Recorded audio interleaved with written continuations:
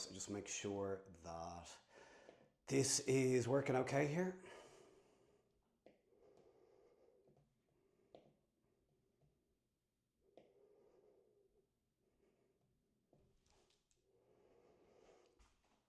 Okay, looks like that is working.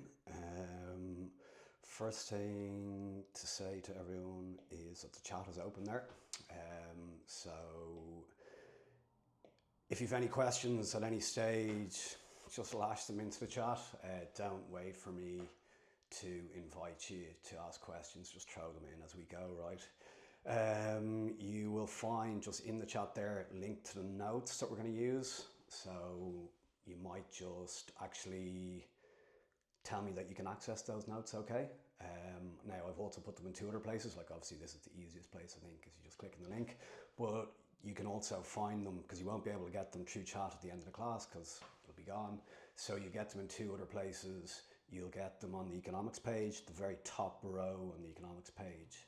You will see the notes are there, and then you will also get them if you go to download notes and you go to Easter Leaving Cert, you'll get them in there as well. So yeah, if you could just let me know, that's great to see that there's some people out there. Thank you. And look, if you want to say something in chat, like doesn't have to be question, comment, it's all good. But it is just nice to interact with people and know that you're there. So yeah, maybe someone could just let me know it's working okay, and you can access the link.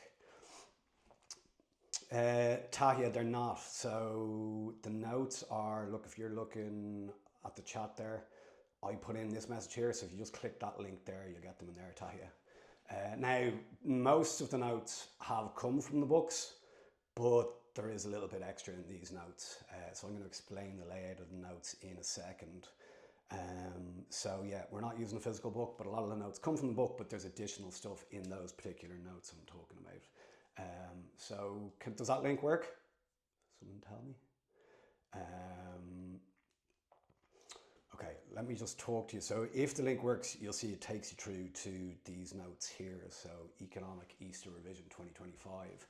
So what I've done here is I've just taken the key parts of the topics I think that you're most likely to see in your exam in June, right? So I haven't taken full chapters or full topics and put them in. I've taken the parts of the topics that I think you're most likely to see a question on. So you could kind of look at it that everything is kind of a key question or a prediction of some sort. So the focus for today, the idea is that we're going to be looking at micro, or mainly microeconomics, and then we'll move on to macro tomorrow. But just to show you the contents of the notes there, right? Sorry, 2 secs. So this is everything that's in there. These are all the topics that we're hoping to maybe touch on over the next 2 days or so, right? So we have a breakdown, first of all, of the topics, right? And they're the bits, Tahia, to answer your question, they're actually just taken from the physical books, right?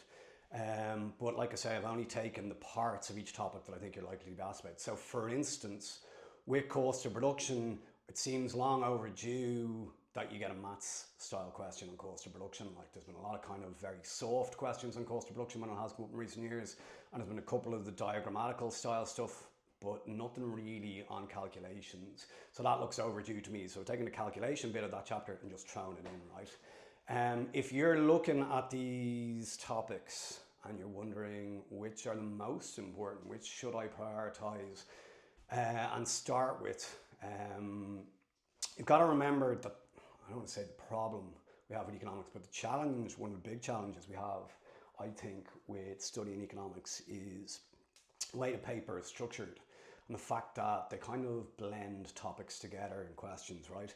So to give you a sense of what I mean, if I just show you for a sec, this is last year's paper, right? And this is question 12 from last year's paper. And if you look at question 12 here, you'll see the part 1 here is about the principles or canons of taxation. So A part 1 is about taxation. A part 2 here then is about the hidden economy. A part 3 then, we're back to sort of taxation. We're asked about tax bands. Then we move on to part B and we're into something completely different. Part B here is all about inflation. So B1 and 2 are all about inflation. B part 3 is about inflation. And then we're into part C, and we're into regulation and online gambling. So C part 1 and 2 then are about market failure. And then if you look at C part 3, it's about the key assumptions of consumer behavior. So it's consumer theory. So even in part C there, we're drawing on completely different topics. So like if you look at that question start to finish, there's probably 4 different topics from the course that are asked in that one question, right? So because that's the nature of questions, it makes it pretty difficult. Barry, sorry, I'll deal with that now. Would you advise to print the notes if you have no book? If you can print the notes, Barry, brilliant. Yeah, like you'll find with the notes, I'm going to explain later more in the notes in a second, but you'll find with the notes, like there's 50 questions at the end of the notes. Like a question pack of like questions related to things that are topical, things that have happened in the Irish economy, the global economy in recent months. So yeah, it's useful if you can print that stuff out, definitely. I would always say, yeah, if you can print it, it's useful. Maybe a good idea is to only print a range of pages to make life easy for yourself, so you can pick and choose what you want from it, and maybe just pick them, and then obviously print two-sided as well. But just to come to my point, right, with that question there, you'll see that there's 4 topics in that one question. So it makes it pretty hard to know, well, okay, what are the biggest impacting topics in economics? So what I did was I went back to every paper on the new course, and I went through the questions like that, and I pulled out each question part and looked at the marking scheme, and I added up the amount of marks for that question part. And then at the end of the day, I was able to work out on average, what are the topics that are having the biggest influence on student outcomes? So based on that, there are 5 topics that, since the new course is introduced, are on average worth about 65% of the mark. So those 5 topics are, first one is fiscal policy, second one is national income, third one is supply and demand, fourth one is market structures, and then the last one there is government intervention. Now I categorize a lot of the questions loosely as government intervention, but those 5 topics, they should be your starting point for economics, because they're the 5 topics that are getting you the most coverage across the paper. They're the biggest hitters.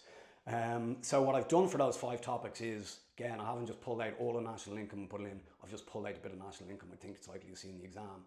I haven't pulled out all of fiscal policy and put it in. Like, fiscal policy is a big enough topic, covers the budget, taxation, all the rest of it. I've just taken out the bit that I think you're most likely to see on your exam. So all the topics here, I suppose, they're predictions of sorts, right? Then what you have at the end of it, you'll see diagram revision. We've got 30-ish pages there where you've got every single diagram on the course. So just to come to your point there, Barry, like if you want to revise the diagrams and you think it's helpful, you might just print those 30 pages, right? So every single diagram on the course, that's in those 30 pages. Then what you have here, quick hits every topic on page 169. Let me just show you what that looks like for a second. For anyone who has... Do I have it actually here? For anyone who's sat into, I mightn't have it here. Okay, for anyone who's sat in on weekly classes, you'll have probably heard me say that the best way to study for, here it is, okay. The best way to study for economics is to learn 2 points in response to things and then move on, right?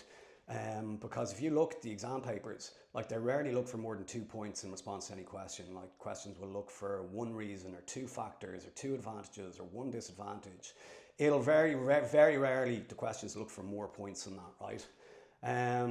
So when you're learning, you know, and because of the problem I just mentioned a second ago, the questions blending topics together, you have to get across the entire course. You can't really be too selective about leaving stuff out of your study the way you could be in other subjects like business, for instance, right? So what you should do, I always say, the best way to spread yourself across the course and only learn a little bit and move on is to just learn 2 points in response to a question. So that's what this quick hit section is you have in the notes. So what I've done is I've just summarized a lot of 2 points for a lot of those kind of written questions that you will encounter in your exam, right? So just to give you a sense of what I mean, if you look at page 174 there, you've got 2 exceptions to the law of demand, 2 factors causing a shift in demand and supply curve, 2 functions of the price mechanism, 2 impacts of technology in the market economy, 2 impacts of rent controls, and then you move on to the consumer, 2 economic assumptions about consumer behavior. So that would have covered you for that question 12 there last year. So I'm trying to condense the course down for you. So the idea is, right, that actually if you were to read just 4 pages of that a night and just glance at it. So like some of the stuff, hopefully you're very familiar with and you'll know and you won't have to put much effort into it. But if you were to glance at 4 pages every day, I think you would revise a course 4 times over between now and June 20th. So it's just a good opportunity for you to really learn a lot very quickly. So I think it's pretty powerful stuff. It's really good revision. The last thing then that's in the notes is the topical questions. So just to show you, is potential exam questions, topical issues for 2025. So you'll see, I think we have almost 50 questions there. You get them on page 219. And for every question, you'll see it is useful, Barry, to come back to your point if you want to print those off, because there is space for you to answer the question. And then below it, for every single question, there's a sample answer done out for you as well, and a marking scheme. So what we're going to do is we're also going to dip into those questions both today and tomorrow, okay? So like I said, the focus today is mainly going to be micro, right? But I just want to say that whatever we don't get to, both today and tomorrow, we will get to it later on, right? Because what I'm going to do is, obviously everyone is signed up, you're on the platform now. What I'm going to do is, coming up to the exam, so economics is on June 20th. If I just show you actually Leaving Cert timetable here for a second, right? You'll see that economics is on Friday the 20th there, right? And I just know from experience the last few years, what often happens is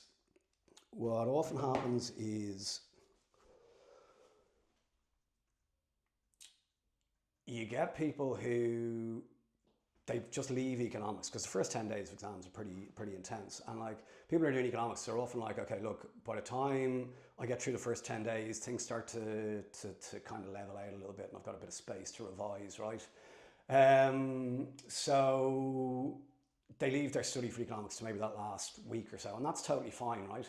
But like at this period, from like maybe the 13th on, you're studying economics and you haven't been in class for a month, and it's a long time to be out of class. So what I'm going to do during this week is I'm going to run a series of classes. So whatever we don't get to today and tomorrow, we'll get to it those days.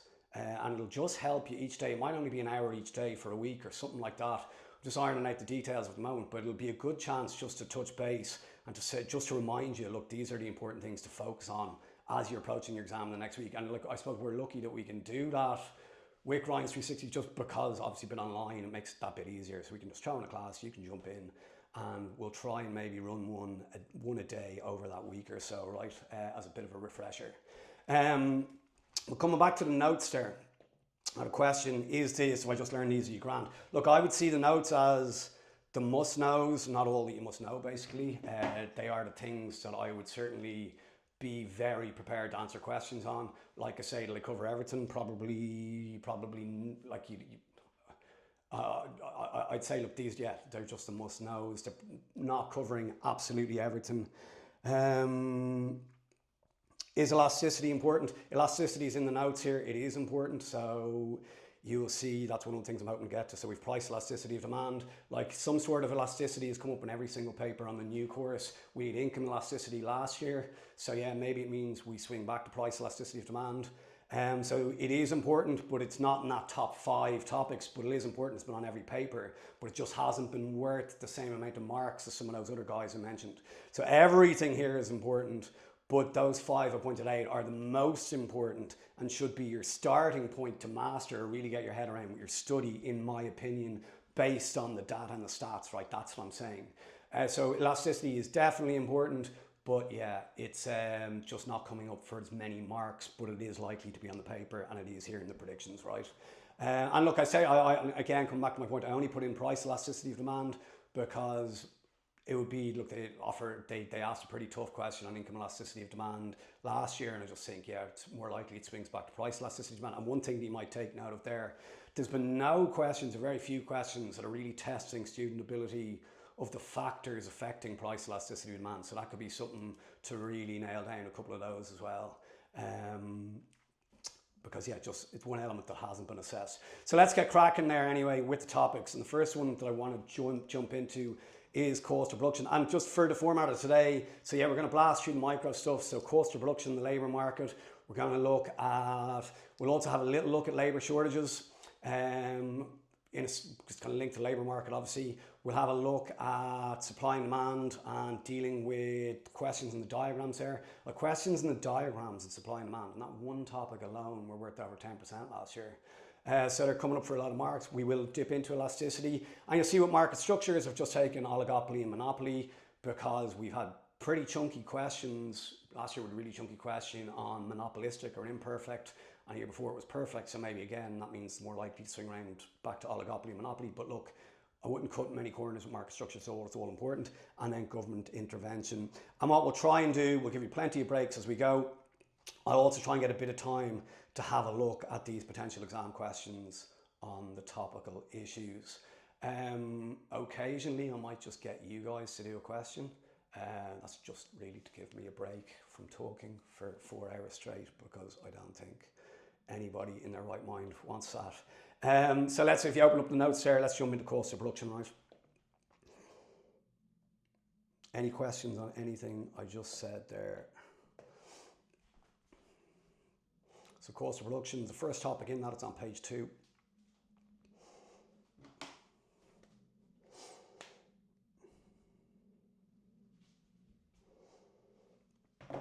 Okay, so first thing we have, the cost of production are the different costs. So just quickly make sure that you're familiar with these. But it is the real important thing, I think, for cost of production this year is the calculations. And there's a brilliant question I'm going to show you from 2019.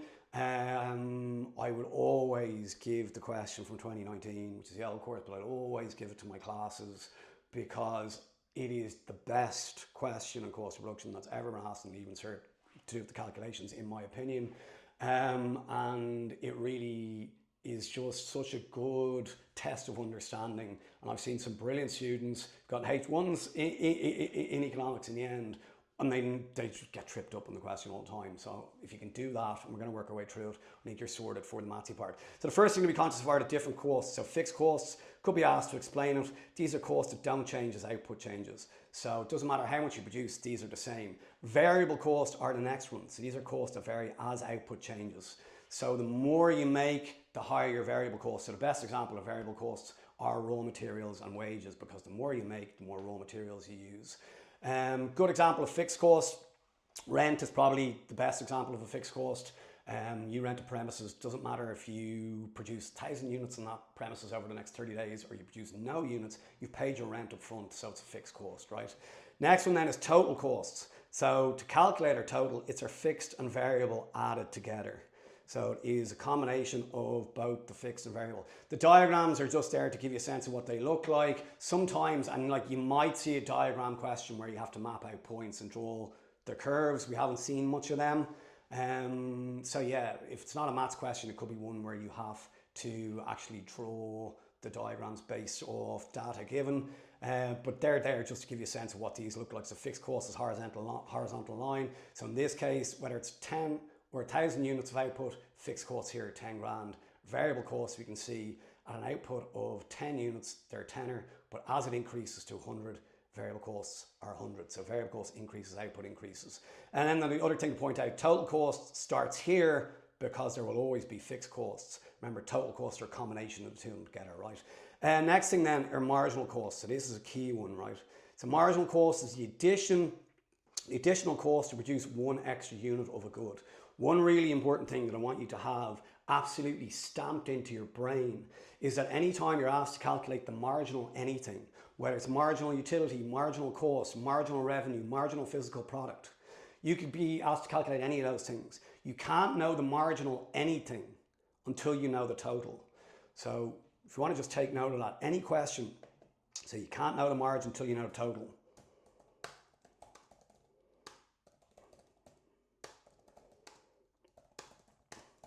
Really, really important. So anytime you see a question on any of those things that I just mentioned, where you have to calculate marginal cost, marginal revenue, marginal physical product, marginal utility, you have to find out what the total is first of all. And only once you know the total can you calculate the marginal, because that's going to be a key thing to our 2019 question that we're going to look at in a second, right? So really, really important. So they're the kind of the main costs that you're going to incur. But one that's not there, I don't think, on that page, and it's the most important one, and it's your average cost. By far and away the most important cost, and it's the key, I think, to avoiding mistakes on the calculation questions is knowing how to calculate average cost. So average cost is the cost per unit of production. So can you take note of this?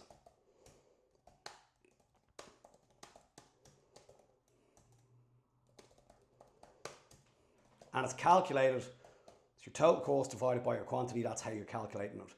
It is the most important cost out of any of them. Your average cost curve, you see it again and again and again and again. You encounter it throughout market structures. Like, I would genuinely believe that if you really want to understand market structures, you have to actually understand cost of production. So average cost is a per unit cost. It's how much it costs to make one, right?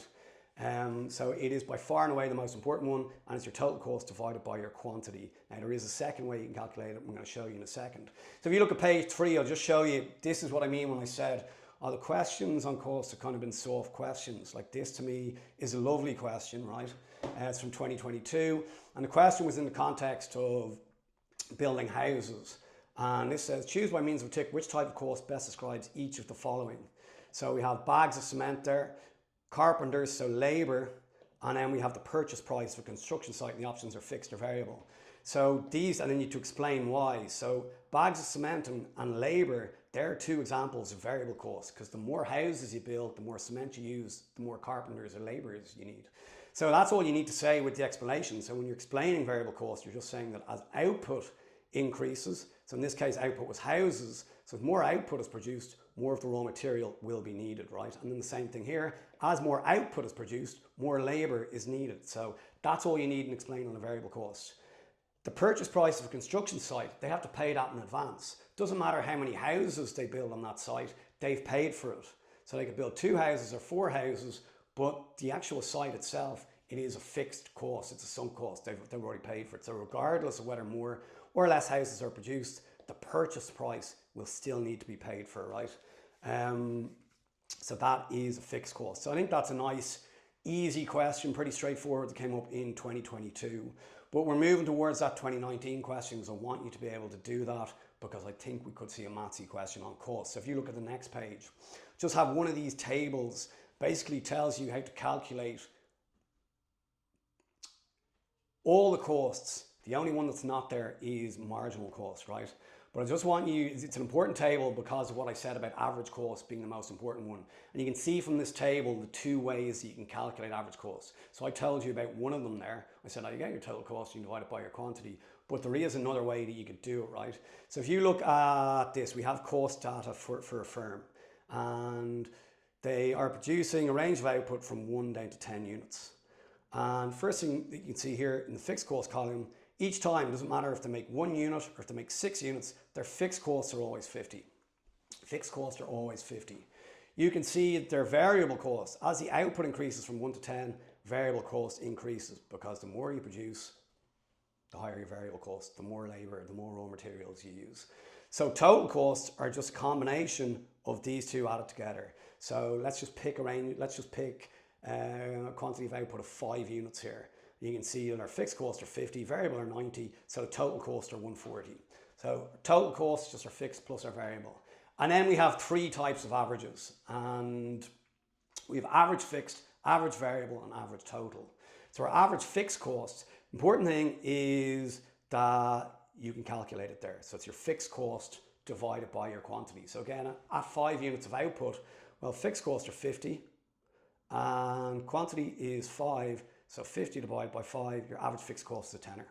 So it's your total fixed cost divided by your quantity. Average variable cost, the same type of calculation. You're just getting your total variable cost divided by your quantity, right? So 90 divided by 5, it's 18. And then really importantly here, this last one, the average total cost is your total cost divided by your quantity. So if our total costs are 140 and our quantity is 5, well, that means that our cost per unit is 28. So what that's saying to you is that when that business produces 5 units, they cost 28 quid each to produce. It is a per unit cost. Really, really important, right? That you're aware. It's a per unit. It's how much it costs to make one. Now, the other way that you can calculate that is we could have also added these 2 guys together. We could have gotten our average fixed plus our average variable, and that would have given us your average total. So you do, based on previous exam questions, you do need to know both ways to calculate average total, right? So average fixed plus average variable, that will give you the 28, but also the total cost of 140 divided by your 5, that will also give you your 28 there, right? The other thing I want to point out to you there is just the story of the numbers, because you see exam questions that ask you, like, for the shape, to explain the shape of, say, the average cost curve, right? If you were to look at the average fixed cost column here, if you look at the tail of the numbers here, right, you'll see that falls there by 25, it goes from 50 to 25. And then it falls by about whatever, 9 quid. Then it's about, we'll just call it 4 quid there. Then it's 250. So you can see it's falling by a smaller amount each time. So average fixed cost drops steeply initially, and then it just kind of flattens out a bit, right? And the reason for that is this 50 quid is just getting spread out over a greater range of output. So here you've this 50 quid is spread out over 2 units, which is 25 quid each. But down here, this 50 quid is spread out over 10 units. So it's a fiver per unit. So that's the reason for the shape of your average fixed cost curve, right? Your average variable cost curve, if you look here, it falls 30 to 1750 to 15 to 15. It's falls and then it kind of bottoms out and then it starts to rise again. So it's kind of U-shaped. Your average variable cost curve is U-shaped. And the reason it falls from here down to here is due to specialization. So as more and more workers are hired, they specialize, and that leads to greater efficiencies and they're more productive. The reason it starts to increase then from here on in is due to diminishing marginal returns. So if the business keeps hiring more and more workers and they don't give them more capital to work with, eventually they'll get in each other's way and the output from the last worker hired will begin to decline, right? And that's important too. We are going to touch on diminishing marginal returns because from the labour market, I do think it's likely that you get, again, a kind of a numbersy question or a table or one of the diagrammatical elements of the labour market as a question. So what that means is, right, what that means is your average total cost, because what happens in this column here is totally dependent on what happens in these two, right? What happens in this, because it's just, remember, to calculate this, we can say it's this plus this. So these numbers are explained by a tail of these numbers. So if you look at these numbers, it goes 80, 45, 30, 27. So they fall initially. The reason they're falling is the same reason that these fall, and the same that these fall, and then they start to rise from there on from 28 down to 59. And the reason that they're increasing from there to there is the same reason that they're increasing from there to there. So if you're asked in an exam, right, that's just to tell you, because you sometimes see, like, you're asked, oh, explain the reason for the average cost curve, the short run average cost curve. And it's really just a tail of numbers. So I just want to show you that so you're aware of it, right? But if you're asked to explain the shape of the short run average cost curve, that's it. So looks like that. It is U-shaped. Average cost, we have unit cost over here, quantity, but it's downward sloping from X to Y for 2 reasons. So specialization, that explains the average variable cost part of it. And then fixed cost spread out over a larger amount of output, that explains the average fixed cost part of it. And then remember, we have this portion Y to Z, because diminishing marginal returns will increase our average variable cost. So the law of diminishing marginal returns explains that bit there. But there's 3 reasons for the shape of the short run average cost curve. Now, the long run average cost curve is U-shaped, but for completely different reasons due to economies of scale and diseconomies of scale. I would think, again, looking at things that are due to be asked, economies of scale is one of those things, right? But if you just quickly look at page 6, because I am going to come back to diminishing marginal returns when we look at the labour market. Just look at page 6 there. There's when you mark in 2 definitions or 2 important terms there. So the first one on page 6 I want to highlight is the marginal product of labour, or the marginal physical product of labour. So the marginal product is the additional output by employing 1 more worker. So business is thinking, we got 6 workers, if we hire a 7th, how much extra output is that 7th worker going to bring in? What's going to be their marginal physical product? So to come back to what I was saying earlier, if you're asked to calculate the marginal physical product, you need to know what the total output is. You need to know what total product is. So marginal anything you can't calculate until you know what the total is. So if a factory increases the number of workers from 10 to 11 and total output goes from 100 to 110, that 11th worker, the last person they hired there, they brought in an extra 10 units. So their marginal physical product is 10 units. Other thing to mark in there is the law of diminishing marginal returns. So you just have the definition of it. It states that as more units of a variable input, really we're talking about labour most likely, are added to a fixed input such as capital, the additional output produced from the variable input will eventually decrease. You see this? That is a really, really important word, or two words. It is the additional output. So total output could still be increasing, but the additional output from the last worker starts to decline. So I'll show you what I mean by that in the numbers here. So let's say you got a question that says complete the table and show where the law of diminishing marginal returns kicks in. So you could see something like this in relation to the labour market, right? And we have a number of people hired ranging from 1 to 5. And we see first worker produces 14 units. Then they hire a second worker. Both of those workers together can produce 30 units of output. So that second worker has brought in an additional 16 units because they made the output go from 14 to 30. So the marginal physical product of that second worker is 16. Then they go ahead and they hire a third worker. Output goes from 30 to 50 there. Output goes from 30 to 50. So this third worker brought in an additional 20 units because they made it go from 20 or from 30 to 50. Then they hire a fourth worker, and the total output, all four workers working together, produce 64 units.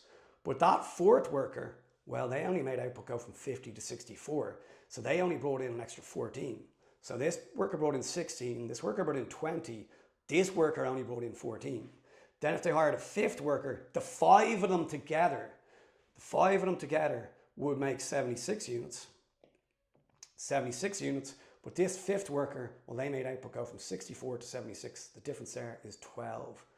So what point does diminishing marginal returns kick in? Well, it's after the fourth person is employed. Because remember, if you want to calculate marginal output here, first of all, you have to know total output. So I only know that marginal output here is 14 once I know the total output here is 64. So once total output there is 64, I can see, oh, okay, I have my total there. And now I can calculate the difference between total output here and here. So I can be like, oh, okay, well, I know total output is 64. That means that this fourth person, they made a change by 14. So their marginal output is 14. So it kicks in after they've hired the fourth worker, because then they know, okay, that fourth worker made output go to 64. So diminishing marginal returns is kicked in. But to come to my point there, I was saying a second ago, the numbers are getting bigger here the whole time. So total output is increasing at all stages. So if you look at total output doesn't stop increasing. It goes 14, 30, 50, 64, 76. It keeps increasing. But you'll see the marginal output declines, 16, 20, 14. So that's why I was saying you really want to highlight that. If you want to be accurate in your explanation and definition of diminishing marginal returns, you want to be very accurate with that. The additional output starts to decline. And it's the same thing with diminishing marginal utility. Like the law is saying that as we consume additional units of a good, eventually marginal utility will begin to decline. Like total utility could still be increasing, right? Other point to be kind of careful of there, it's just, and this is the same with questions on diminishing marginal utility, just be careful of the language you use. Like it's when the fourth person is employed, and you could even say there in your answer, and total output is 64, we can tell that marginal output is 14 and diminishing marginal returns is kicked in. So you want to just hammer that point that you understand that it's only when total output is changed to 64 we know that diminishing marginal returns is 14 there. The long run average cost curve then.